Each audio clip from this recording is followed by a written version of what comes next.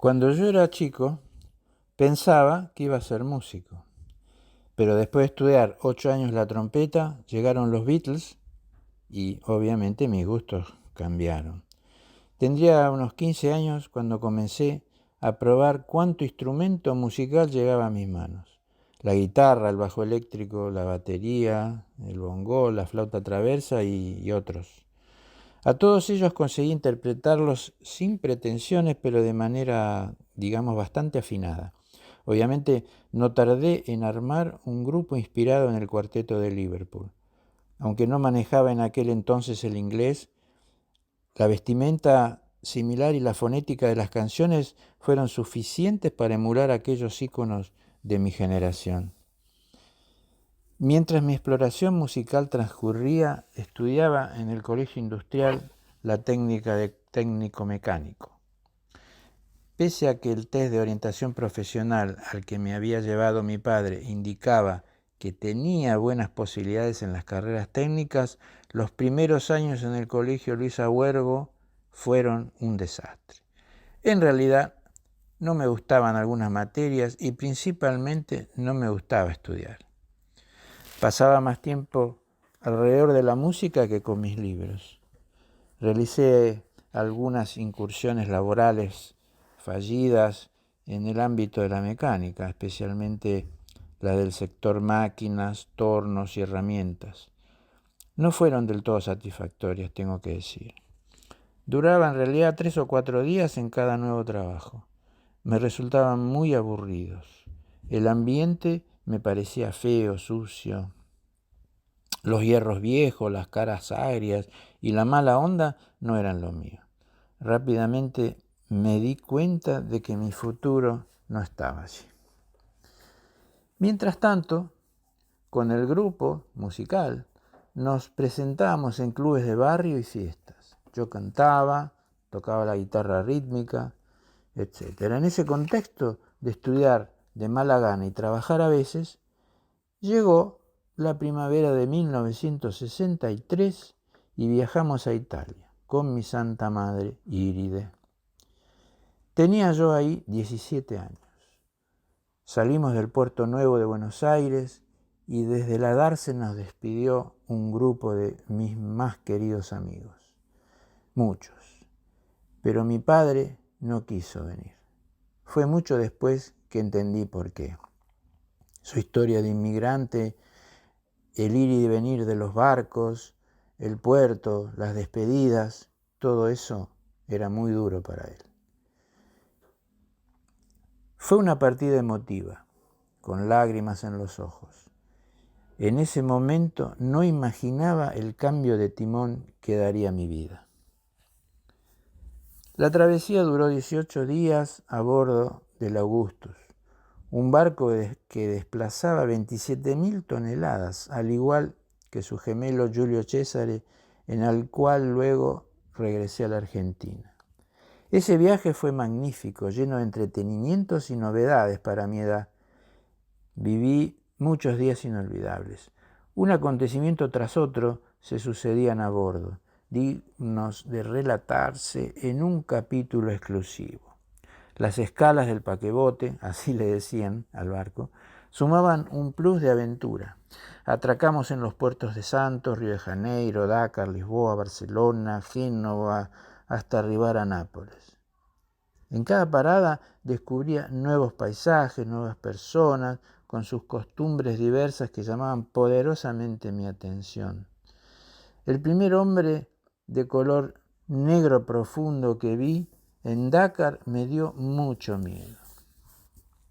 En esas experiencias inolvidables surgió una necesidad casi instintiva de registrar mis visiones. Lo hice sin darme cuenta con una cámara simple que me había regalado mi padre Egidio, una Kodak Fiesta, esas que eran como íntegramente de plástico, hasta el lente tenían de plástico.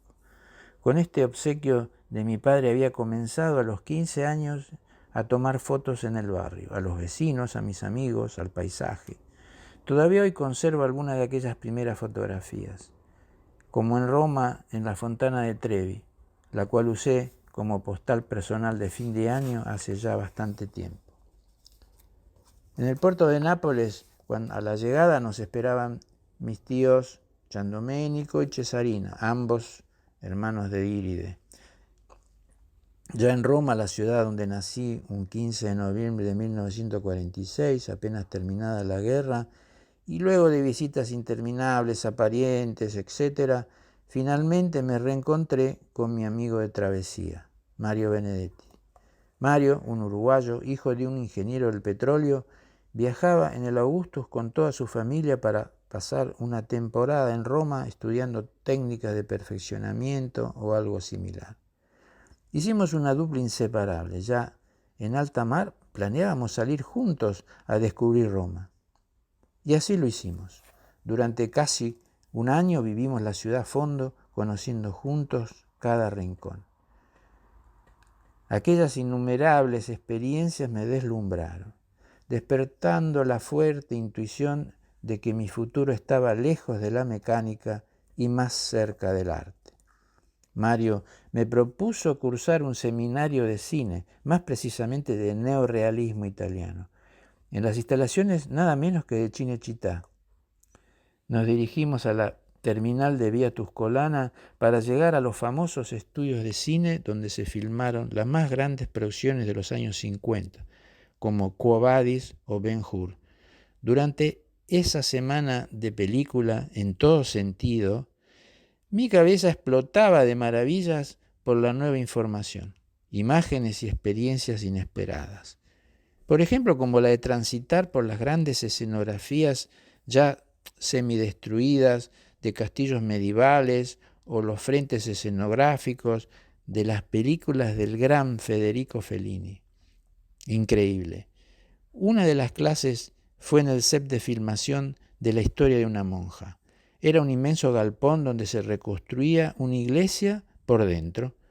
Allí se habían filmado algunas escenas de la película interpretada por Audrey Hepburn y Peter Finch, dirigida por Fred Zimmerman. Me causó un impacto tremendo estar en ese lugar y rememorar las imágenes de monjas y sacerdotes que había visto en la pantalla grande y que recordaba vívidamente. La intensidad con que sentí estos acontecimientos y mi paso por el seminario de neorrealismo provocaron, sin lugar a dudas, pienso yo, un cambio interior y de objetivos personales. Decidí que a mi regreso estudiaría cine. Si al principio navegaba sin rumbo, aquel año en Roma me hizo tomar el timón para siempre. Tenía 17 años. Ya de vuelta de mi viaje, comencé a estudiar cine en el Instituto de Cine Experimental, ACE, de Buenos Aires. Pero al poco tiempo y luego de realizar algunos cortometrajes, me di cuenta que lo que en realidad me gustaba era la fotografía. Me atraía más que rodar, armar el set, posicionar las luces, la escenografía y demás. En definitiva, armar la escena. Entonces, a mis 17 años, comencé a tomar las primeras fotografías de verdad. Me había traído de Europa no solo una mente abierta, también una Kodak Retinet que cargaba negativos de 35 milímetros, con un lente Schneider-Kreusak, nada menos, que era de lo mejorcito. Así que pasé de un monopatín a una motocicleta. Esa máquina fue un obsequio de mi tío Giandomenico, quien se había convertido en confidente durante mi estadía en Roma. Yo lo esperaba todas las noches en la cama armada en el living de la casa de mis parientes en Roma. Gianni era conserje hasta medianoche en el Hotel Universo, cercano a la estación de Termini. A su regreso tan esperado por mí, yo le hacía un resumen de lo que había visto y experimentado en el día en compañía de Mario, y él me relataba anécdotas increíbles que sucedían con los turistas del hotel. Ahí me dijo, con esta cámara vas a captar realmente lo que ves. Y eso fue el primer punto importante. Con esa cámara más compleja comencé a interesarme en cuestiones técnicas del diafragma, la velocidad y esas cosas, que despertaron mi curiosidad y que naturalmente fui relacionando con las fotografías del álbum familiar, ese con el que tantas veces me había entretenido clasificando y reordenando las secuencias fotográficas. Tenía también en mi haber, en mi cabeza, digamos, mucho material inspirador, como algunas revistas de National Geographic y mucha lectura de la escritora Susan Sontag. Quería salir a explorar el mundo con esta nueva mirada. Mi cámara ahora se había convertido en casi un arma de caza. Quería averiguar si realmente, como decía Sontag en su libro sobre la fotografía, si podía sentirme dueño de algún pedacito de la imagen capturada. Me seducía la idea de entrar en la intimidad o el alma de la persona, la naturaleza en el momento captado por mi lente. Creo que mis primeras fotografías tuvieron algo de todo eso. Recuerdo que una que saqué del techo de una fábrica era abovedado, cubierto con esas láminas plateadas que se usan para aislar el agua y el sol. Tenía 2 respiraderos. La composición incluía una fuerte gama de grises. El plateado de las láminas contra el cielo azul era muy potente. Y vi en ello un barco, un acorazado o algo así. Otra captura de esa época fue la de un personaje que vi sentado en una pared baja de un depósito detrás. Se veía una escalera. El hombre llevaba sombrero y un perramos sobre la pierna izquierda. El perramos era un abrigo impermeable de moda en esos años. Estaba inclinado sobre sí mismo, dormido, y el sol le daba de lleno. Yo me apropié del momento leyendo en él: «Cuánto me falta subir todavía y estoy tan cansado». Eso vi. Pero en realidad la toma que me dio el puntapié a la fama fue la foto de la abuela de mi amiguito y vecino Sergio. La abuela tenía unos 95 años y todas sus arrugas en los surcos de su cara como si hubiera vivido 150. Había mucho sufrimiento en ese rostro. Ese retrato circuló por todo el vecindario. De ahí en más pasé a ser Carlitos el fotógrafo. Saqué fotos a don Antonio del kiosco, foto al almacenero, foto a Jacinto el demente loco del barrio, foto de las reuniones de baile, reuniones de adolescentes en las casas de familia, con baile y sándwiches, etc. De ahí en más, continué sin pausa por ese camino. Comencé a andar diferentes barrios de Buenos Aires con mi Kodak Retinet.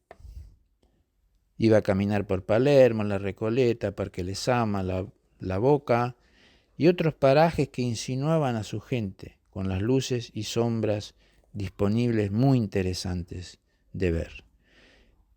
Fui llenando cajas de papel fotográfico con copias de esas fotos que yo mismo revelaba en el baño de mi casa. Armaba y desarmaba todo cada vez porque no había espacio para dejar el dispositivo de trabajo instalado dentro del baño. Entonces, tenía que sacarlo cada vez y volver a armarlo. Mis padres, Iride y Egidio, me tenían infinita paciencia por eso. La ampliadora era una primitiva y barata, una Meopta creo. Después la tuve que tirar porque con el vapor de la ducha el condensador se llenó de hongos y quedó hecha un desastre. La cámara con que fotografié a la abuela de Sergio era una Rolleiflex del año 1953 o 54. Según don Pablo, el alma mater y maestro mío del estudio donde trabajaba. Con ella habían fotografiado a Juan Domingo Perón durante el lanzamiento de la moto Zambretta. Todavía tengo archivado por ahí algún negativo del expresidente conduciendo la motoneta por las calles de Buenos Aires. Confiaron en mí y me la prestaron. Cargaba rollos de 6 por 6 centímetros. Aproveché la calidad de la cámara para tomar planos con mucho detalle. Recuerdo que la abuela no paraba de reírse cuando le apuntaba con la Roley. Para ella era un aparato familiar, ya que por la forma cuadrada que tenía la cámara se parecía bastante a las cámaras de cajón que ella conocía. Para distraerla un poco, comencé a preguntarle por su tierra natal y esas cosas. Decía, soy de Calabria, de un pueblo llamado Lecce, justo en el taco de la bota de la silueta de Italia. Me hablaba del mar, decía que ya sabía que se iba a morir sin volver a verlo. Cuando era joven juntábamos naranjas en el campo con mis amigas. Las vendíamos en el pueblo para ayudar a la familia. Éramos bastante pobres. Cuando llegó la guerra, murió mi marido. Él era partisano, cayó junto a la mayoría de los hombres del pueblo. En esos pueblos todavía hoy se pueden ver en alguna pared de la plaza principal los retratos de esos mártires. Decía, después vinimos para acá. Allá era difícil vivir. Pero ya no me acuerdo, fue hace tanto tiempo. Poco a poco su mirada empezó a perderse en lo alto, en los brillos del sol, entre las hojas de la parra. Así se quedó un rato hasta que el suave clic de mi cámara la volvió a la realidad. De pronto y sonriendo nuevamente me miró y me dijo, «Tante grazie, Carlo».